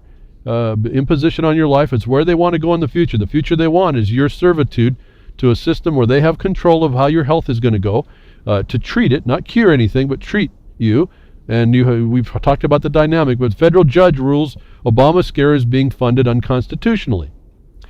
Obamacare is being funded unconstitutionally. Did you hear that, folks? All right, so the judge comes out and says that there's no appropriations, correct appropriations, lawful appropriations for this tax law, right? House Republicans won round 2 in a potentially historic lawsuit Thursday when a federal judge declared the Obama administration was unconstitutionally spending money to subsidize health care insurers without obtaining appropriations from Congress. That's where this story essentially ends. I won't read more. Without obtaining appropriations of Congress. We've said over and over, attack the appropriations and attack what they do as misappropriations. In other words, they're doing this without federal funding. It's unlawful what they're doing. They're coming under a color of authority. That's in most states a felony right there when they come after you to do this. But remember something that's not being talked about here.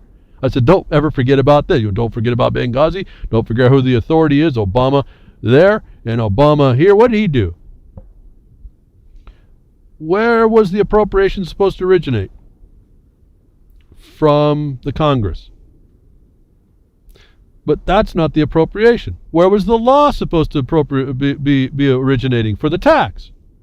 From the Congress. So this ruling is actually one step behind it. And this judge didn't stop that.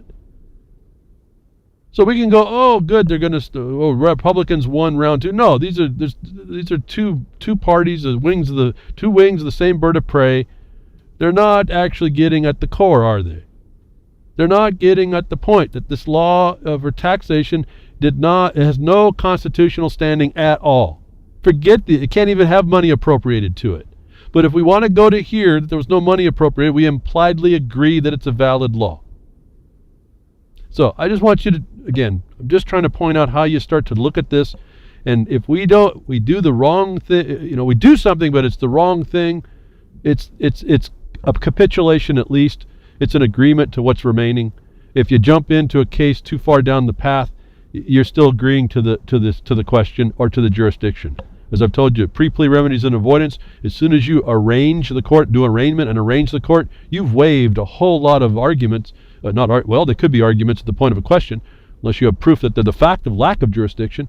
If you don't use those and exercise those up front, you lose them, and then you get these kinds of decisions. And I haven't told you, and some of you should have said it in your mind, as I've told you before, that this is probably coming out of a USDC court. That judge has no authority anyway, even though I'm against Obamacare outright, completely.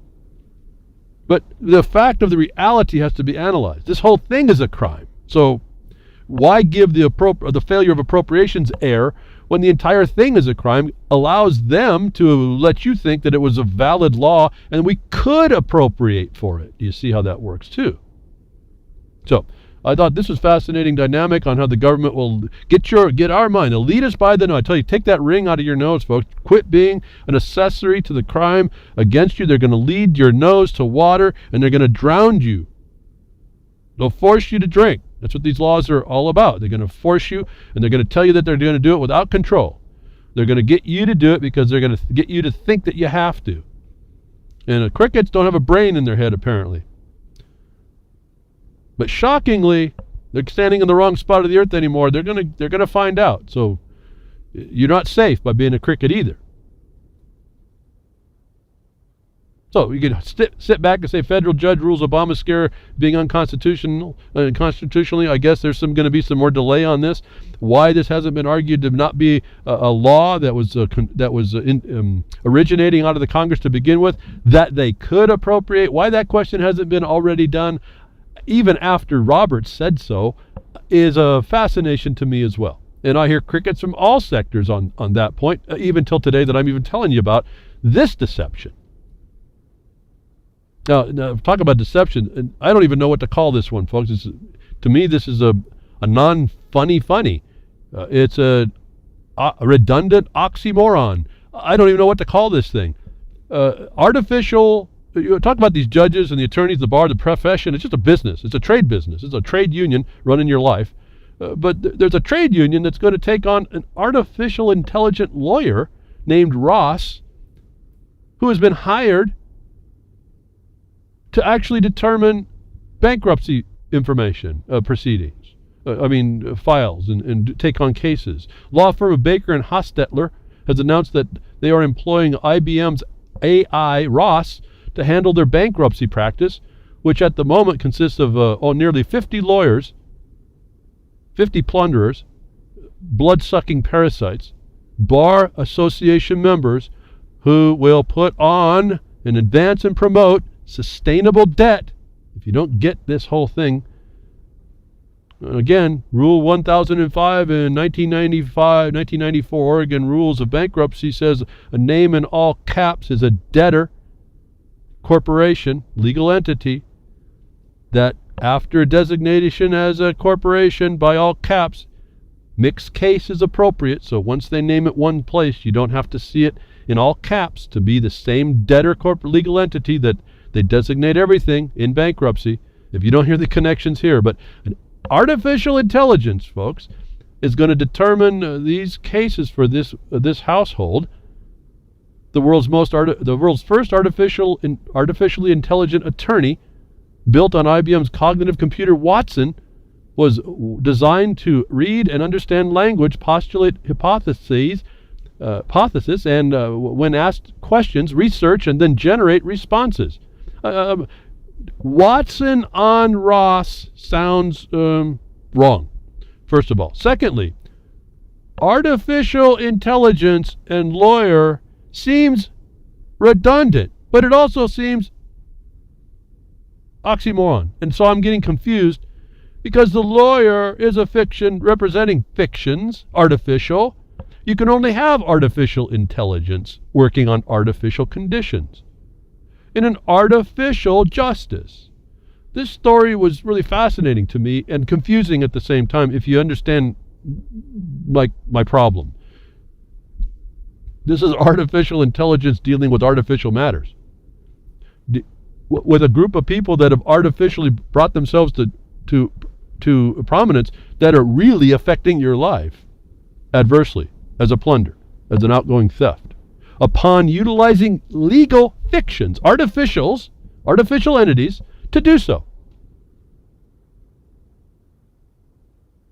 In apparently a gender PC way, Ross on Watson.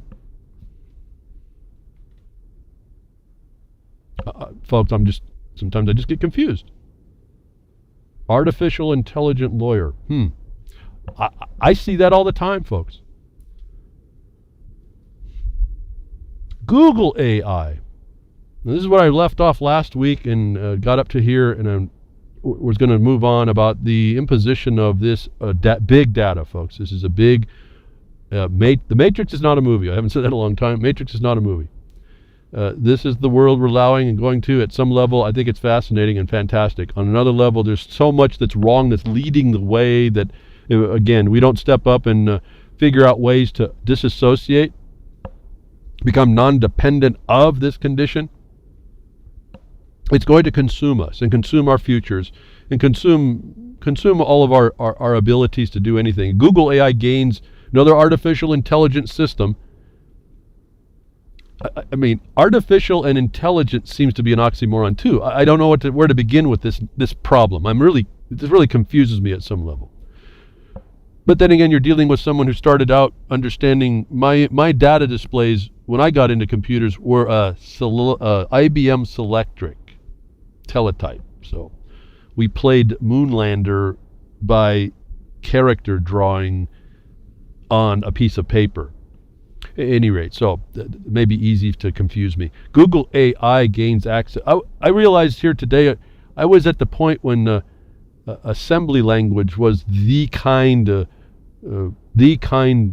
language to go to when there was the so-called higher Fortran and Pascal languages, and then they went to C. I just realized where that is in this dead digital world. And C started to confuse me because you get in the mind of as an assembler, assembly language programmer. They used to call us programmers, not coders. And your mind kind of has to shift a bit. And it was almost a little bit too much for me, where I said, am I a natural programmer? And when I started looking at these new so-called higher languages, it didn't seem to gel so well. And I said, well, maybe I'm not. I could do stuff, but it just didn't seem as natural. But that's how far back I look at when they talk about AI. I think about me making assembly language programs for, at that time, computers that responded to you in teletypes. You would ask questions, and it would make up answers. And this is what you're dealing with in AI. You're dealing with people that think that they can predict the future on a conglomeration of instructions of how they see the world and can put it together. It is that Google is getting 1.2 million confidential records from NHS. This is Europe and Canada. In the UK, patient records. A private company is getting your patient records. I talk about this in the heels of Obamacare and them focusing on this case not being the proper appropriations, as if they can appropriate for this crime that Congress did not actually originate. That this is where it starts to go. We're seeing the big data and attachment. through private corporations that are multinational. This is global, folks. You can't ignore this one now. Multinational, big, powerful, data-centric places that now control the decisions of data.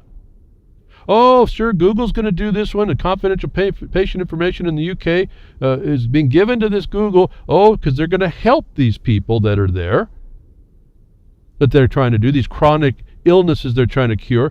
But this is such a thin veil of fraud here. I just almost, in a way, shocking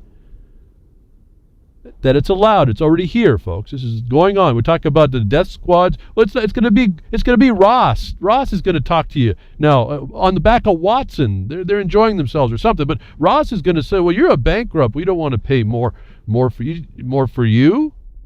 We've sucked enough out of you. You're as much debt as we can put on you, and you can't pay any more. So we're going to move you on. We made more. We're like Lay's potato chip factory. We just made a few thousand more while you were wheezing your last breath." In an agreement uncovered by the New Scientist, Google and its DeepMind artificial intelligence wing of prey has been granted access to current and historic patient data in 3 London hospitals run by the Royal Free NHS Trust, covering 1.6 million individuals.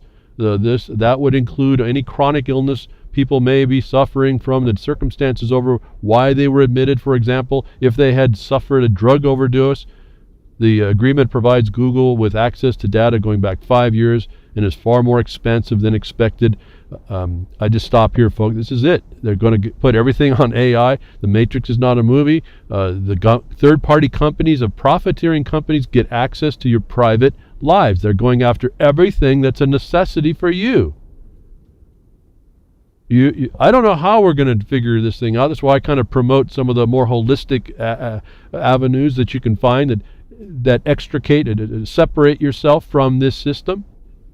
It's going to make it more and more difficult, but they're in every aspect of what your life will need, and it's coming on us faster than I would have ever thought, actually.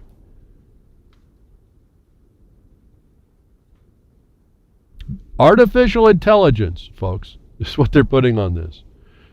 You get to go to a bankruptcy attorney now that it's an artificially intelligent. That's good enough to run your case, too, if you understand that part. I guess it doesn't take much. And this is what our world is. This is what our world is coming to because we're watching and allowing it. This now leads me into another position. We talk about these artificial intelligence decisions being made. I suppose maybe they could be focusing on making it better, but it doesn't. Not when Google gets involved. They said do no evil. To think the opposite, and then you see what's going on. Oh, they'll give you the excitement. They'll give you all the stuff that makes life wonderful, like a living, life through chemistry was supposed to be a great deal. Well, now it's big data. You don't realize what's going on behind the scenes.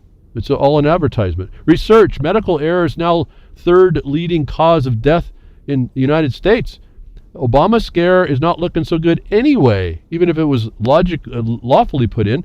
That Google AI, DeepMind, might be involved. It doesn't encourage me either. That the medical errors, just by themselves, doctors actually doing medicine, are now the 3rd leading cause of death, folks.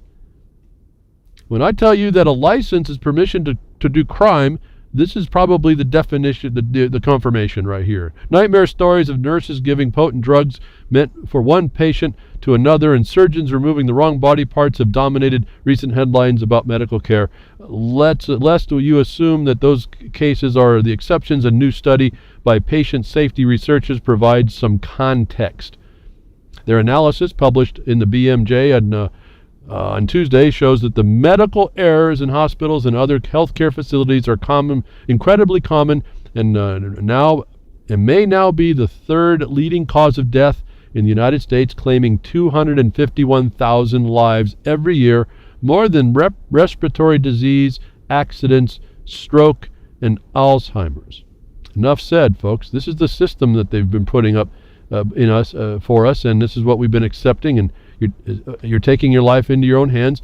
And what I found interesting was a corollary story that the 3rd leading cause. I know my mind fixed on the number 3, but right at the same week, and this is a few weeks ago, they bring out another story with it, that this medical errors were part of what they also do is this antibiotic prescription, and that report came in that 1 in 3 antibiotics prescribed in U.S. are unnecessary.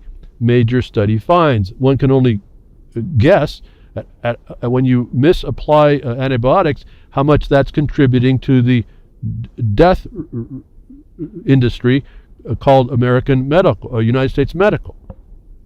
Nearly a third of the antibiotics prescribed in doctors' offices, emergency rooms, and hospital-based clinics in the United States are not needed, according to the most in-depth study yet to examine the misuse of these life-saving drugs. All right, so if they're misused, they're death-causing drugs, apparently, or contribute, right? So this story came in consistent with these. Actually, these 3 stories came together.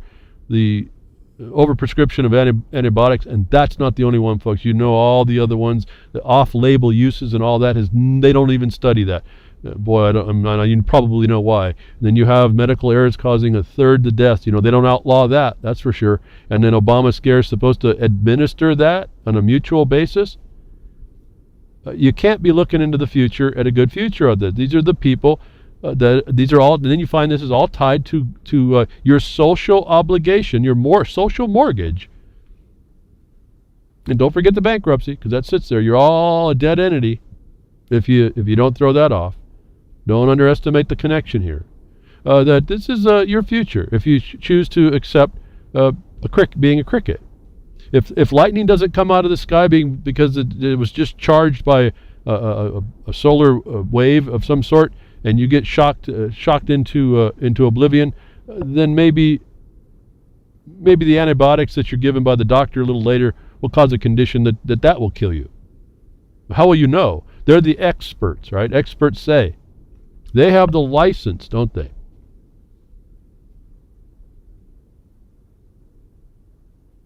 Anybody with a license is doing a crime. They're doing a crime just so much that's allowed. And not to point out anybody that has to because of the condition we find ourselves in. That includes all y'all with a driver's license. And no, I'm not saying just throw that off. In fact, I'm talking with people right now. Keep them and use them to your advantage while you have them. They can only get you that limited amount too when they can get you.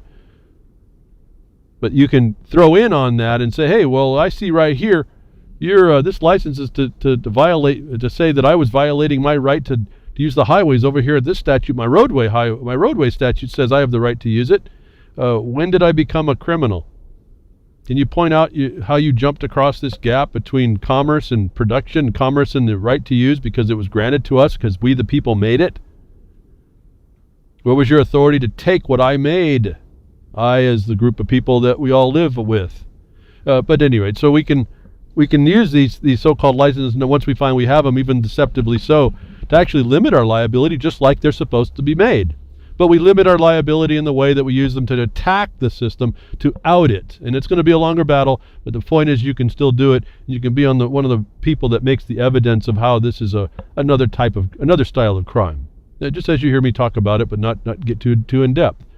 So the license is given to doctors to prescribe these antibiotics 3 times more than what they 1 in 3. The rest of pharma is doing that. This is licensed to kill people. And now the proof is in. It's third most deadly is your medical profession. They give license to do certain things. They give immunity. That's another form of license. You can't be held accountable. Now we're going to vaccines. Polio vaccine is causing the new polio. Not much different than we're just finding out now. If we didn't understand it before, the measles, I think it was, over in Disney, where the people that were given the vaccine were actually spreading it, and so they blame the ones that didn't even get the vaccine. They blame the ones that that weren't involved, and they make those people the criminal instead of outing, even in an immunity sense. You see how heinous this is. These people have immunity, and they're still blaming people that are innocent. Are you getting that, folks? How heinous these people are? They have these people, corporations are people too. They have immunity and they're still blaming the innocent people. Is that not Cain and Abel? Is that not the definition of Cain killing Abel? As a reference, folks, just to understand, there's nothing new here. The polio vaccine's causing a new polio. It's mutated, folks. I want to get in. You can read the story, the blogcaster, it's there. You can read it. I just want you to understand the government, the force that allows crime needs to at least be put under a bigger constraint than we have allowed to it. And that's internal with what would have happened. What's coming on us is on top of this. This is governance, global governance is on top of this. And we heard the connection and the consistency when the WHO, the WHO, not the rock group, not the owl, but the WHO, actually brokers pharma's poisons around the world. Under what? Global governance. And because you have a social mortgage debt to everybody, you are going to have to do what we tell you. And we're not saying that's control, because you are obligated. Boy, they sure flipped the duty and obligation on you quick, didn't they? Same thing I'm trying to show you, you need to do for them. And we can do it now.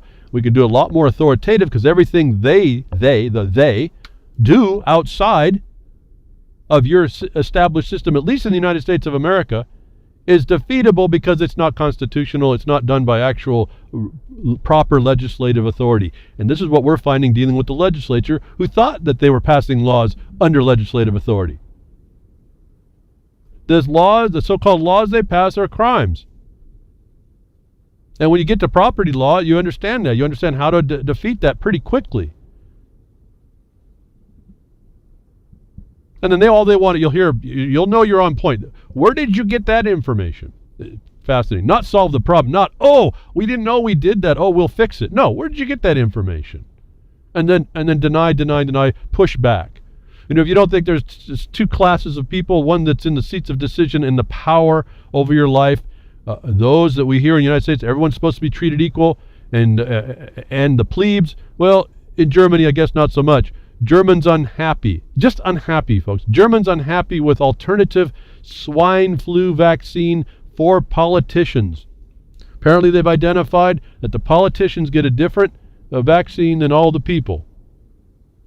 They make additions to the one they give all the people. But remember, alternative swine flu, that's the pig's fly flu, folks. That pig is still trying to fly. And that's all the people are unhappy about, that there's an alternative given to the seats of decision in their country, and they're not treated equal. They'll agree that the pig's fly flu is real.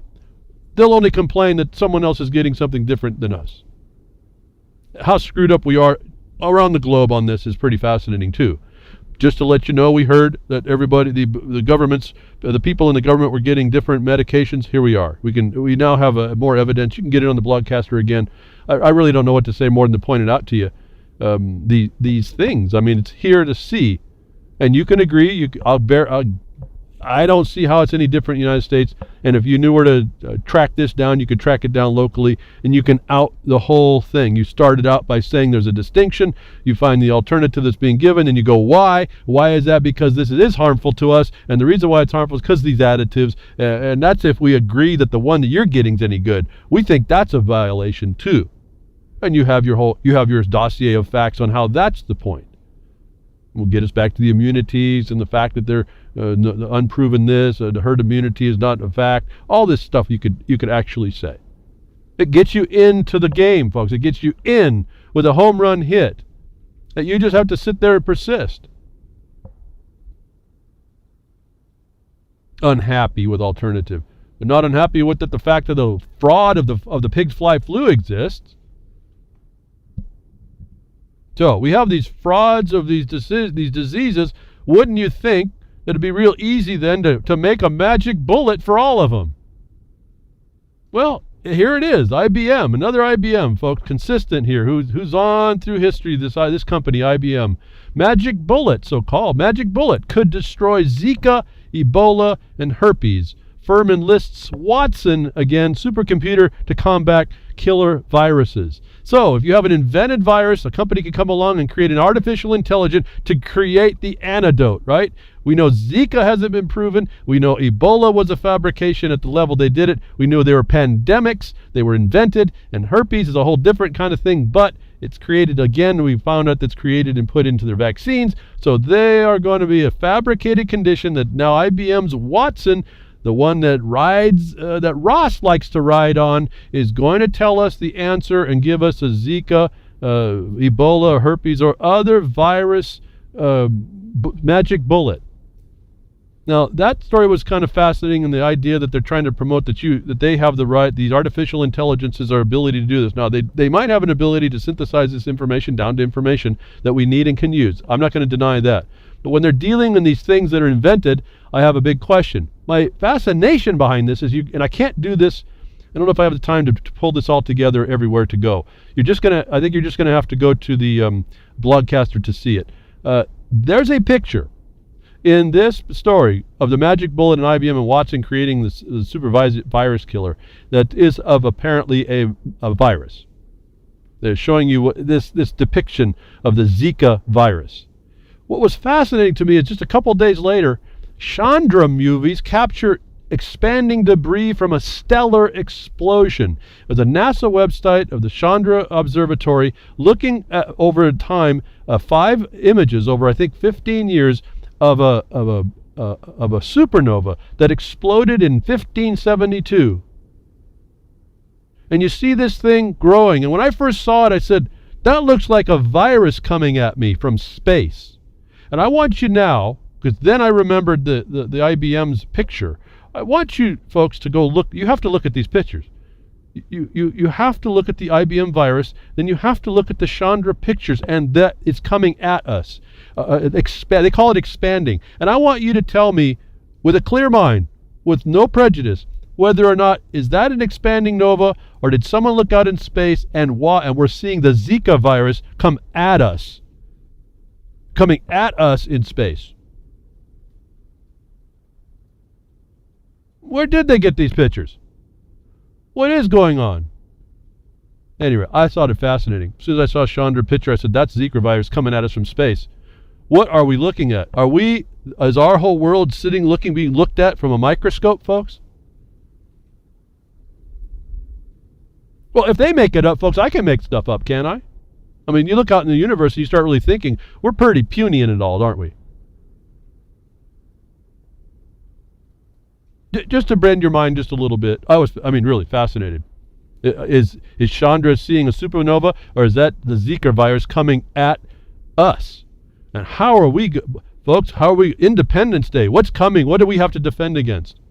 Is it an alien or a virus? Are we going to have enough vaccine? Maybe that's what they're vaccinating us against, is this monstrous supernova-sized Zika virus coming right at us. That's why it's getting bigger in the Chandra pictures. It's not expanding, it's coming at us. What is your perception, folks? How do you perceive the world? What do you use to perceive the world? What about the sensors that you use to perceive the world? Are they accurate? Are they fully informed? What are you going to do about it when you find out they might not be? What are you going to do about it when you find out you can correct it? Folks, are you going to be, or are you going to do? Do you get in the game, or do you not even just show up? If you do show up, do you get in the bleachers, or do you go take a command position in the game just by showing up? Just by doing what your heart, your mind, your spirit says needs to be done to stop the crime against you. It really has come down to that. I wish it hadn't. I wish we could all just get together and laugh and joke and have barbecues or whatever, go help each other out, run around the country to visit each other. I wish we could. Enjoy each other's experience. That's not my experience. That isn't the experience I hear from a lot of other people. I wouldn't even be here if that was the reality, but it's not. What are we going to do to step up against that is really a decision each one of us makes, and where. Thank you for tuning in today. Appreciate it. Thank you to Grimner and RLM, RealLibertyMedia.com, and the FN Network, social network, and Jules over at ucy.tv. Thank you very much. All the terrestrial broadcasters, I do appreciate what you're doing there to get get the word beamed out. And all y'all, just contact other networks to carry the broadcast, even on a past cast or a rebroadcast. Take care. I'll be here, tech diffs and nature willing.